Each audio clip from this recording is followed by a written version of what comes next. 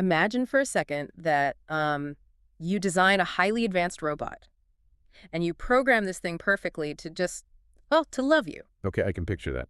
Yeah, so it makes your coffee every single morning. It tells you that you're absolutely brilliant, and it absolutely never disobeys a single command you give it. I mean, at first, that probably feels pretty nice. Right. At first it's great, but eventually, you feel absolutely nothing for it. Because it's just doing what it's told. Exactly. Because that robot, it couldn't choose to hate you if it tried. It is completely trapped in a cage of its own programming. Right. It has no actual agency. Yeah. And, if you've ever stared at the news and just wondered how a supposedly perfect creator could allow such chaos or disbelief and undeniable evil in the world, well, you're going to want to hear the logic in today's source. It really is the ultimate philosophical roadblock, right? Trying to reconcile the existence of a perfectly good will with this visibly imperfect and often really tragic world.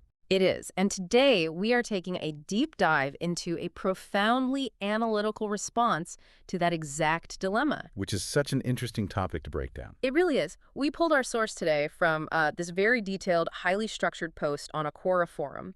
And the author of this text, they don't just offer comforting platitudes. No, they really dig in. Yeah, they break down the fundamental theology of free will, and they analyze this concept of life as a rigorous test.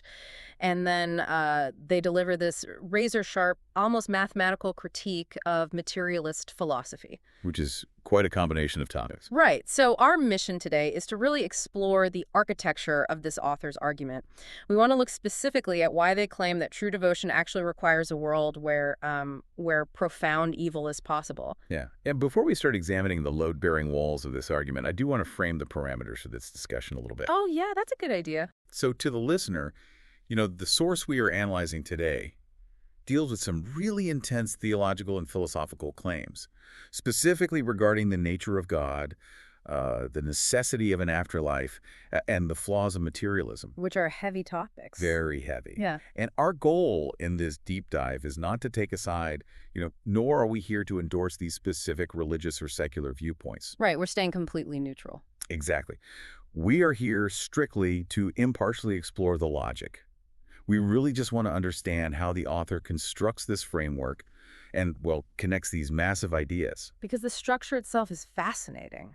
It is. The internal consistency of the argument is just really fascinating to untangle, regardless of whatever your personal worldview might be. Yeah, that structural integrity is exactly what we're after today. So, okay, let's unpack this. The author actually begins their argument by kind of looking away from the evil in the world at first. Right, they pivot. Yeah, they focus entirely on defining devotion. They make this case that to understand why rebellion or evil is permitted at all, we first have to fundamentally isolate what worship actually requires at a base level. And that entire premise rests on a very strict definition of true monotheism, or, true worship. Which they define pretty specifically, right? Yeah, the author posits that worship simply cannot exist in a vacuum. It fundamentally requires the presence of an alternative. Like a choice. Exactly. The freedom to choose between faith and disbelief is, well, it's the engine that makes devotion real.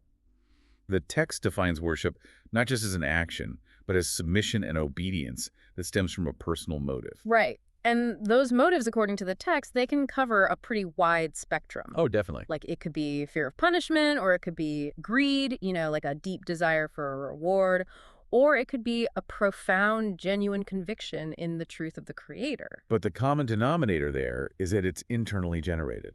Yes. It requires this internal psychological mechanism that decides, I am going to submit. Because if you strip away that internal decision, if a person is just forced into submission with absolutely no viable alternative, then whatever they are doing ceases to be worship. It just becomes mechanics. Right, it becomes the robot you mentioned at the very beginning. Which brings up this highly relatable analogy the author uses. They try to drag this massive theological concept down to earth. I love this analogy. It's so good. They point out that you don't consider your car to be worshiping you, even though it submits to your every single command without question. Right, I don't feel a deep bond of loyalty for my car. Exactly. When you turn the steering wheel to the left, the car goes left. When you slam on the brakes, it stops immediately. It is flawlessly obedient, but, you don't feel a deep sense of relational devotion from your Honda Civic. Because the car lacks the capacity for free will. Yeah.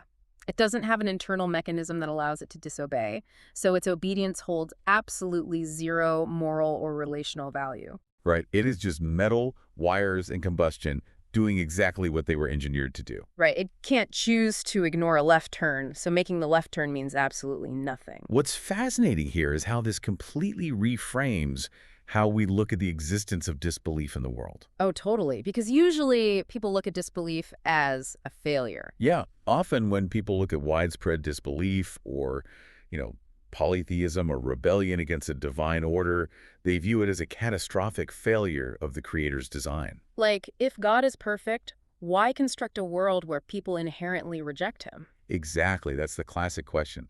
But within this specific logical framework, disbelief isn't a bug in the system. It is a necessary structural requirement for the system to function at all. So it's a feature. Yes, for true, voluntary faith to have any real mass or meaning, the genuine, accessible option of disbelief simply must be on the table. Right, because removing the option to say no instantly vaporizes any meaning behind the word yes. Precise. Which, I mean, I follow the logic when we were talking about the abstract, the philosophical choice to believe or not believe. But I really struggle with how far this extends into reality. It does get very heavy. Yeah, it's one thing to say a creator allows a human the free will to simply hold a different theological view in their head, but the author doesn't keep it abstract. No, they don't shy away from the dark stuff. They don't. They specifically bring up horrific, visceral atrocities, murder, rape, and the ultimate sin in this theological framework, which is polytheism. Right. And justifying the freedom to think differently is easy, but justifying a framework that allows someone the free will to commit a horrific, violent crime against an innocent person, I mean, that feels like a massive leap. It is a massive leap. And it's a point where, honestly, most philosophical frameworks fracture. Yeah, they just break down. But the author addresses it with this grim, unflinching consistency.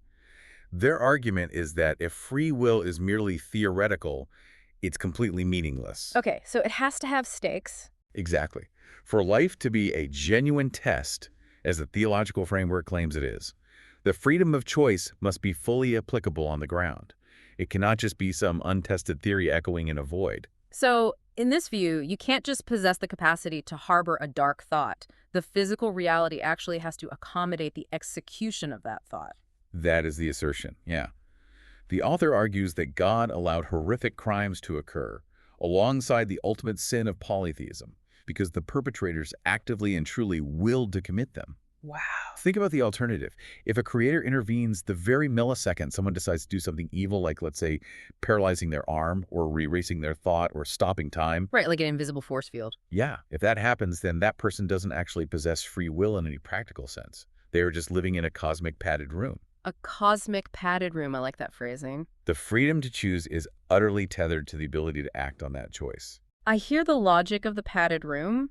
I mean, if the play is going to happen, the theater of free will requires real procs and real consequences. Yes. But man, that still feels like an incredibly brutal mechanism. Are we really saying that a victim's visceral suffering is just a necessary prop for the perpetrator's test? It sounds incredibly harsh when you frame it that way. Because if the story just ends there with a violent act and a silent sky, it's just a tragedy, right? There is absolutely no justice in that architecture.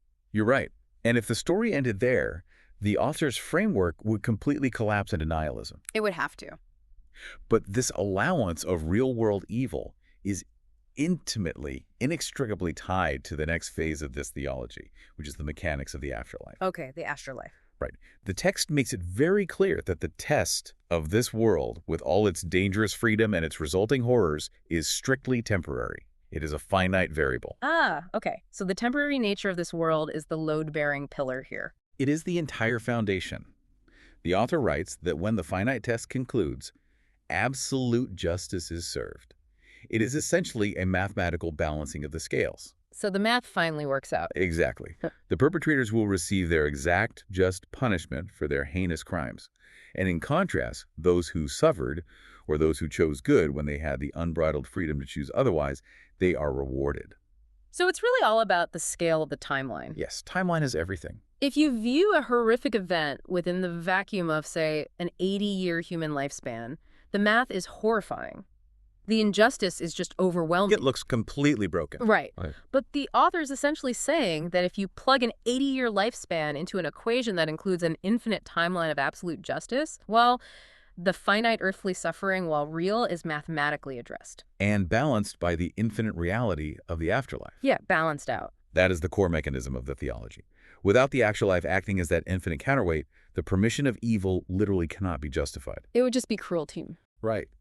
The temporary evil is permitted in the material world, precisely because ultimate divine justice is guaranteed in the next. Wow. The Creator allows the freedom to act now, possessing the absolute knowledge and power that absolute justice will balance the ledger later. I mean, that internal logic tracks flawlessly, provided you accept the premise of the afterlife. Yes, that's the key. But that leaves a massive hanging question, you know? What about the people who completely reject that premise? The materialists. Exactly. This is where the text executes a really fascinating pivot.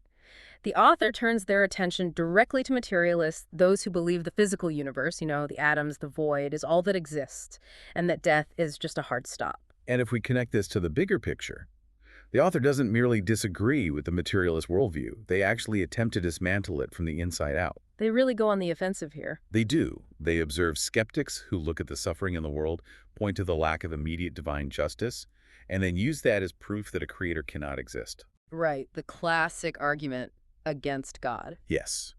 And the author diagnoses these specific skeptics with an epistemological contradiction. Which sounds incredibly dense. It is a bit of a mouthful. But it's actually a very practical critique. Because epistemology, you know, it deals with the rules of logic we use to build our worldview. Right, how we know what we know. Yeah. So the author is essentially saying that when these skeptics express moral outrage over injustice, they are fundamentally breaking the rules of the very universe they claim to live in. Exactly. They are demanding an outcome that their own foundational philosophy dictates cannot exist. I was trying to visualize the sheer absurdity of this while reading, and I came up with an analogy for you. Oh, let's hear it. Okay, it's like being in the stands at a massive soccer match. And there's this guy next to you, and he is screaming until his face turns red, loudly complaining that the referee is being completely unfair. Okay, he's morally outraged. Yes, morally outraged about a bad penalty call. But simultaneously, like between breaths, this exact same guy is screaming that soccer doesn't actually exist. That's brilliant. He's yelling that the grass field is a hallucination, the concept of a referee is a fairy tale cooked up by the establishment, and the rules of the game are just a complete myth. That analogy perfectly isolates the author's critique. You literally cannot demand fairness based on the rules of a game you explicitly claim doesn't exist. It's completely irrational. It is. The author presents the reader with a stark binary conclusion. Option 1. You believe in God and the afterlife. Okay. In that specific worldview, the temporary evil makes sense because ultimate divine justice is actively approaching. The referee is real, the game has a timer, and the final score will be settled fairly.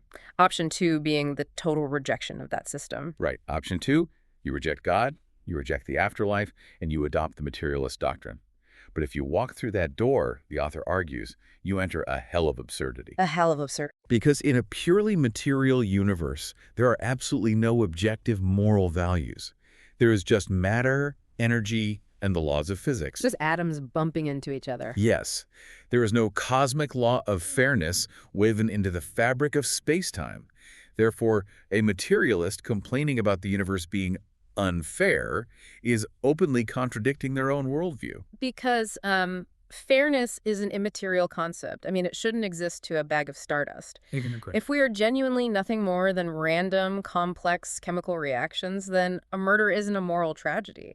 It is just one chemical reaction forcefully ending another chemical reaction. It's just physics. Right.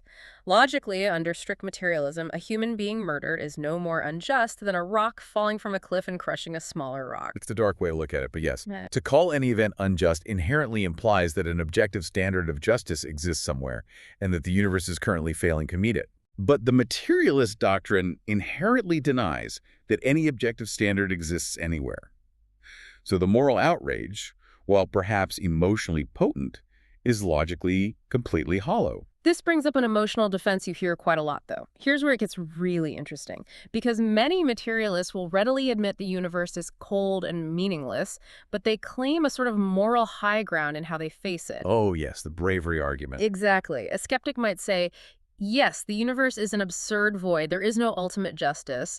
But, it takes immense courage to face that bleak reality head on.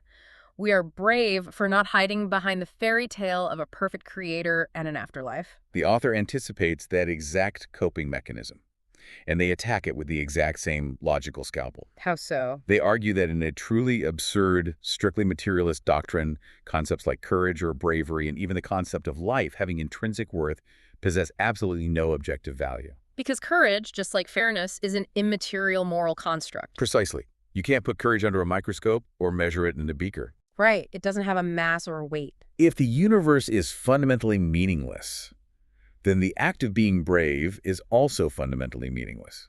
Claiming to be brave for accepting a meaningless universe is, well, it's a contradictory statement. Wow. The skeptic is attempting to inject a heroic narrative into a worldview that explicitly denies that narratives, heroism, or inherent value can even exist. It's like trying to paint a detailed, beautiful portrait using only invisible ink. That's a great way to put it. You can confidently go through all the motions of the brushstrokes. You can claim you are creating art, but nothing is actually appearing on the canvas. Exactly. The materialist is trying to claim a moral high ground in a universe where the concepts of high and low have just been completely eradicated. Which leads to the final crucial puzzle piece in this text. If it's so illogical, why do they do it? Yeah, why bother? Why do materialists continuously contradict themselves in their daily lives? Why do they care so deeply about justice when reading the news if they claim the world is just colliding atoms? Right, why get mad at a rock crushing another rock? Exactly. Why do they value bravery and love in a world they insist is just a meaningless void? If the logic of materialism is so airtight, why can't human beings just accept the void and act like biological robots? The author argues it is because they are actively fighting their own human hardware. Ah, okay. The text refers to this foundational psychological wiring as innate nature, often conceptualized as Fitrah in this theological context. Fitrah, right? Yes. The author asserts that humans are not blank slates.